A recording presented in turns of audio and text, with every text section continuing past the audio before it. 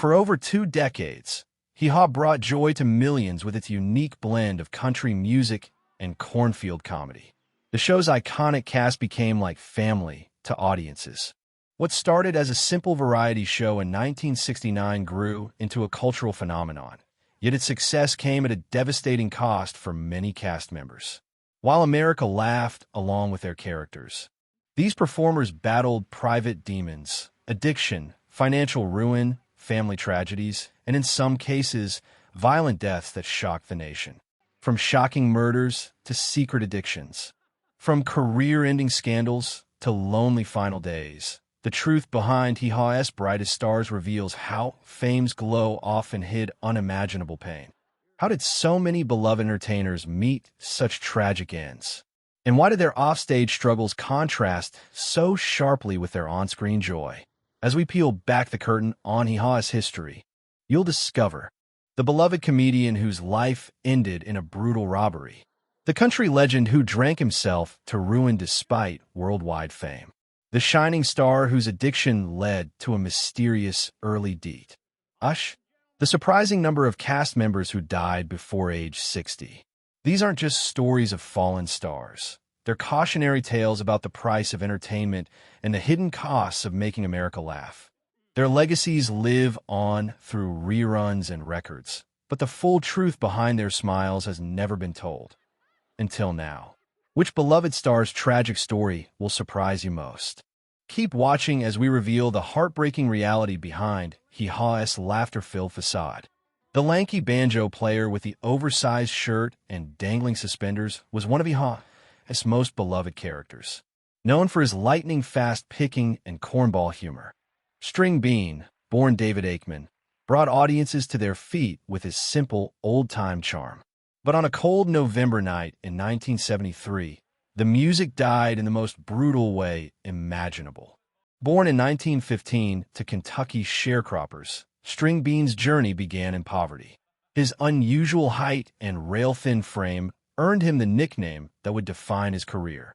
By the 1960s, he'd become a Grand Ole Opry staple. His signature look, blue jeans stuffed into boots, a long shirt, and that ever-present banjo, making him instantly recognizable. Hee Haw fans adored his simple, country fool persona, but few knew the real man behind the act. The cash hoarder, distrustful of banks. Bean kept his earnings in cash at home. The generous soul, often gave money to struggling musicians. The traditionalist, rejected modern country trends, sticking to pure mountain music. The tragedy unfolded after a November 10th, 1973 performance at the Grand Ole Opry. Returning to his rural Tennessee home with wife Estelle, they were ambushed by two men who knew about Bean's cash savings. The attack was brutal. Both were shot execution style for just $1,400 and some jewelry. The aftermath sent shockwaves through Nashville. Killer John A. Brown was a fan who'd seen Bean counting money backstage. The murder weapon was Bean's own shotgun, taken from his wall. His trademark overalls were still draped over a chair when police arrived. In a heartbreaking twist, String Bean's greatest fear had been dying penniless. His final act? The previous week, he'd secretly paid off his farm's mortgage in full. Today, his overalls and banjo sit in the Country Music Hall of Fame, silent witnesses to a life cut short by violence. The man who made millions laugh met an end no one could joke about. The haunting voice behind "He Stopped Loving Her Today" could move audiences to tears. But George Jones' personal demons nearly destroyed country music's greatest baritone before his legend was cemented. Known as the Possum for his distinctive facial features, Jones brought raw emotion to Hee Haw that transcended the show's comedy, because every note came from real pain. Born in 1931 to an abusive, alcoholic father in Texas, Jones' childhood was marked by poverty and violence. He got his first guitar at 9, playing on street corners for tips. By his teens, he was already drinking heavily, beginning a lifelong battle that would eclipse even his musical genius. The darkest years, 1970s. Missed so many concerts he earned the nickname No-Show Jones. Once drove a riding lawnmower to the liquor store after wife hid his car keys. Lost Tammy Wynette to divorce due to drunk. Enrages and infidelity. Yet through the chaos, his voice remained pristine. Hee Haw producers often had to 1. Film his segments early in the day before drinking began. 2. Use body doubles when he disappeared on benders. 3. Isolate him from other cast members during binges. The turnaround. After nearly dying in a 1999 car crash, sober but speeding to see Wynette, Jones finally conquered his addiction. His comeback albums won Grammys, proving the voice remained untouched by decades of abuse. When he passed in 2013 at 81, the country music world mourned for months. At his funeral, fellow Hee Haw star Brad Paisley performed "He Stopped Loving Her Today," the song Jones initially hated but became his signature. The final irony? Its lyrics about a man waiting for death to end his heartache mirrored Jones' own tortured life. Behind the glamorous gowns and perfect hair of country music's original First Lady lay a life of staggering pain that even her greatest hits couldn't express. When Tammy Wynette joined the Hee Haw cast in 1969, fresh off her divorce from George Jones, America saw a poised professional. Few knew the fragile woman who endured 14 major surgeries, including a near-fatal intestinal blockage, was kidnapped at gunpoint in 1978, a still unsolved case many believe was staged, secretly battled a crip, linked Demerol addiction *** that left her hospitalized. Born Virginia Wynette Pugh in 1942 Mississippi, her early life foreshadowed the struggles to come. Age 17. Married first husband while pregnant. Later had 3 more children in quick succession. Age 24 *** working as a hairdresser when she walked into a recording studio on a dare. Age 25. Stand By Your Man made her a star and a lightning rod for feminists. Her Hee Haw appearances showcased her Steel Magnolia persona, but backstage. Fifth husband George Ritchie controlled her finances and medications. Doctors installed a permanent foreport for painkiller injections. Final performances required teleprompters as drugs affected her memory. The tragic end came on April 6, 1998, when Wynette, just 55, died suddenly from a blood clot. Suspicious circumstances surrounded her death. No autopsy performed despite her young age. $50,000 in cash missing from her safe. Controversial will left everything to Ritchie. Today, her rhinestone-studded legacy endures. But the real Tammy remains as enigmatic as the lyrics of her most famous song. As one backup singer confessed, "We never knew if she was standing by her man or the pills that helped her survive him." The heavy-set comedian with the slow southern drawl became one of Hee Haw's most unexpected stars. But behind Junior Sample's bumbling BR 549 car salesman character lay a tragic truth. The man who made America laugh never learned to laugh at his own demons. Born to Georgia sharecroppers in 1926, Sample's path to fame was as unlikely as his comedy. Illiterate until age 30, taught himself using TV commercials. Discovered at a Georgia bait shop where he told stories to customers. Became Hee Haw's breakout star *** despite never having acted before. His used car lot sketches spawned catchphrases nationwide, but the laughter hid dark struggles. The bottle and the body. Drank a quart of whiskey daily to calm his nerves. At 350 plus lbs. Suffered multiple heart attacks but refused treatment. Show producers built special reinforced chairs for him. In November 1983, after filming his final Hee Haw segment, Samples collapsed backstage. Rushed to the hospital, his last words to nurses were, "Y'all better check under the hood one more time."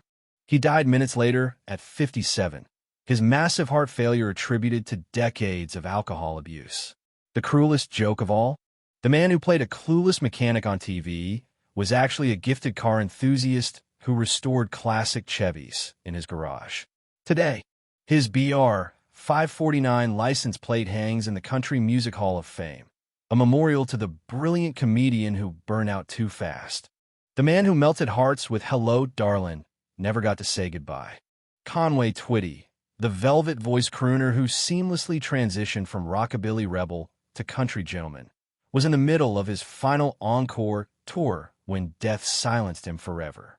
His sudden passing at 59 shocked the Hee Haw family and revealed troubling secrets about the star they thought they knew. Born Harold Jenkins in Mississippi, 1933, his transformation was legendary. 1950s asterisk rock pioneer, his It's Only Make-Believe outsold Elvis. 1960s asterisk invented Counterpolitan sound with lush orchestrations.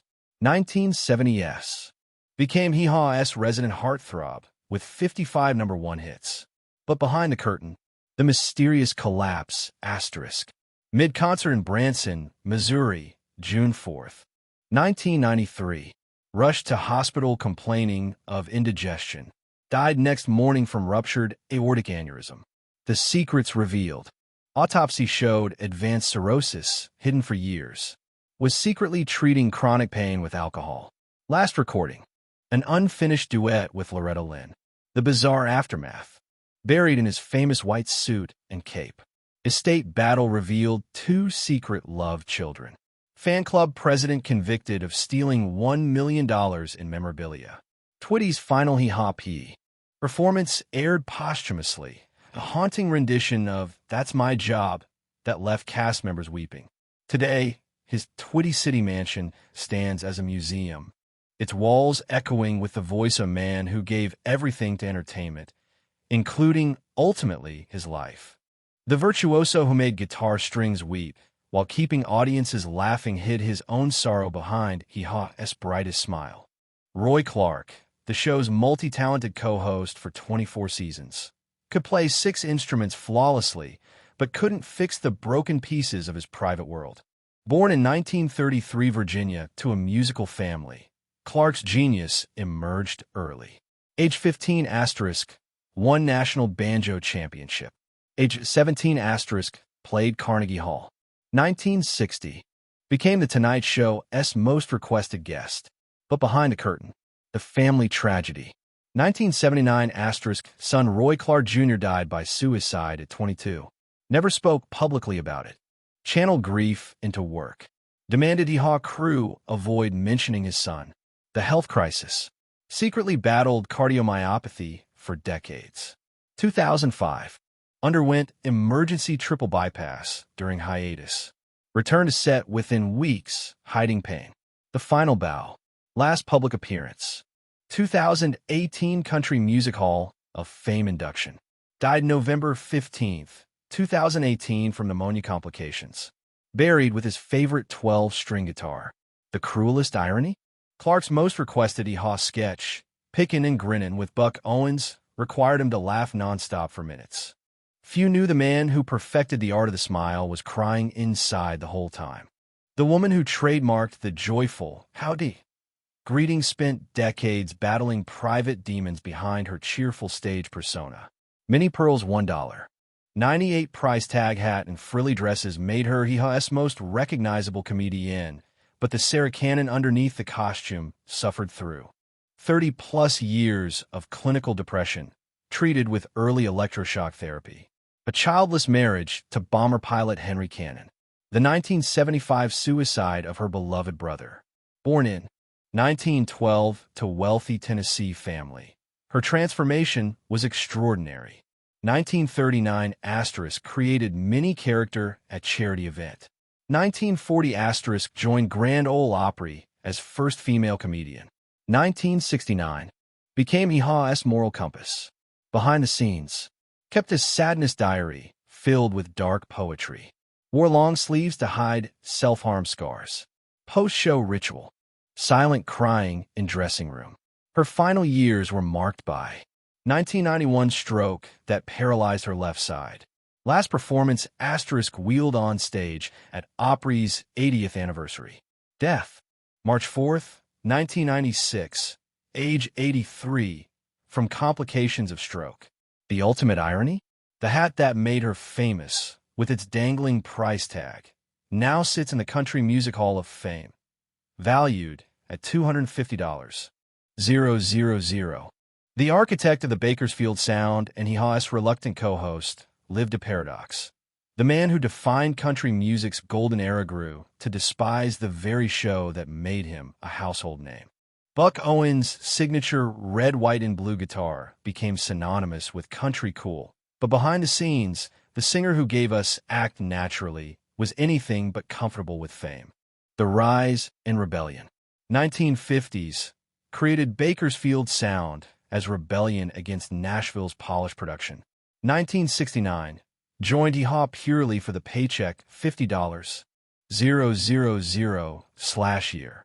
Secretly resented being typecast as a hillbilly comedian. The Dark Years. 1974. Son Buddy Allen's country career flopped despite nepotism. 1980s. Fired entire band for suggesting musical evolution. 1995. Admitted in interviews he loathed reruns of the show. The tragic end. February 25, 2006. Played final show at his Crystal Palace Club. March 25, 2006. Died hours after eating post-show chili, heart attack. Final insult. Buried in Bakersfield. Wearing a suit he hated. The bitter punchline? Owens' prized 1964 Fender Telecaster, the one he played on every Hee Haw episode, was smashed at his funeral per his will. The man who gave America so much music couldn't bear, leaving his legacy intact. The cantankerous old-timer who perfected the art of the exaggerated grumble was secretly the kindest soul in the Hee Haw cast. Grandpa Jones' suspenders, bushy eyebrows, and signature EO? Yell made him a fan favorite, but few knew the real Lewis Marshall Jones, a man who adopted 4 orphan siblings after their parents died, taught Roy Clark his first banjo chords, refused to retire even after his stroke. From radio to rags to riches. 1930s. Played banjo for food during Depression. 1946. Created grandpa character to seem older/more authentic. 1969. At 55. Became Hee Haw's eldest seeming cast member. The Silent Struggles. 1995. Stroke paralyzed his picking hand. Relearned banjo left-handed.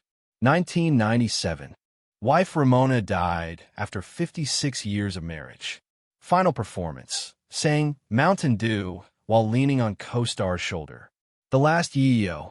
February 19, 1998. Died in his sleep at 84. Buried with his banjo and a jar of secret recipe moonshine. Headstone reads, "He's finally stopped complaining." The sweetest irony? The man who played a broke old miser on TV quietly donated half his earnings to Nashville's homeless musicians. The silver-bearded crooner who immortalized knowing when to hold him tragically misplayed his final hand. Kenny Rogers' Hee Haw appearances showcased his smooth transition from jazz bassist to country superstar, but behind the scenes, the man who sang about wisdom was making increasingly desperate gambles with his health, wealth, and legacy. From coffee house to casino. 1966, jazz trio folded, forcing pivot to country. 1977, Lucille saved him from bankruptcy. 1980, Hee Haw gigs funded his gambling addiction. The cost of fame, 12 plastic surgeries, including infamous eye lift. 5th marriage to 28-year-old while in his 70s. A strange death. Rom twins sons asterisk over $6 new lem inheritance feud. Pandemic's cruel twist. March 2020. Died under COVID lockdown. No family allowed. Buried in unmarked grave per his paranoid request. Posthumous scandal. Secret 6th child came forward. The ultimate irony? The man who sang "You Gotta Know When to Walk Away" spent his final years trapped in Vegas casinos, playing slots until dawn. His last words to nurses, "Deal me one more hand." The cornfield jokes and twanging banjos of Hee Haw painted a picture of simple country joy. But as we've seen, the reality behind those hay bales and overalls was anything but wholesome. These artists didn't just perform characters, they lived them, often at catastrophic personal cost. The patterns that emerged. 1.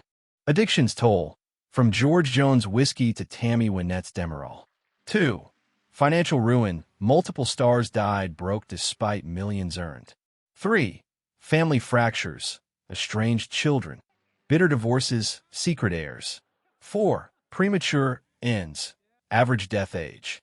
62. 15 years below U.S. life expectancy. The show must go on. Hee Haw reruns still air daily on RFD-TV. Over 20 cast members inducted into Country Music Hall of Fame. New generations discover the music, but not the misery. The true legacy of Hee Haw isn't just its laughter. It's the cautionary tale of what happens when performers become prisoners of their personas. As Minnie Pearl once wrote in her private diary, asterisk, the louder they laugh, the less they hear you scream. Asterisk, which star story shocked you most? Could Hee Haw exist today with our understanding of mental health? Comment below and subscribe for more untold showbiz histories.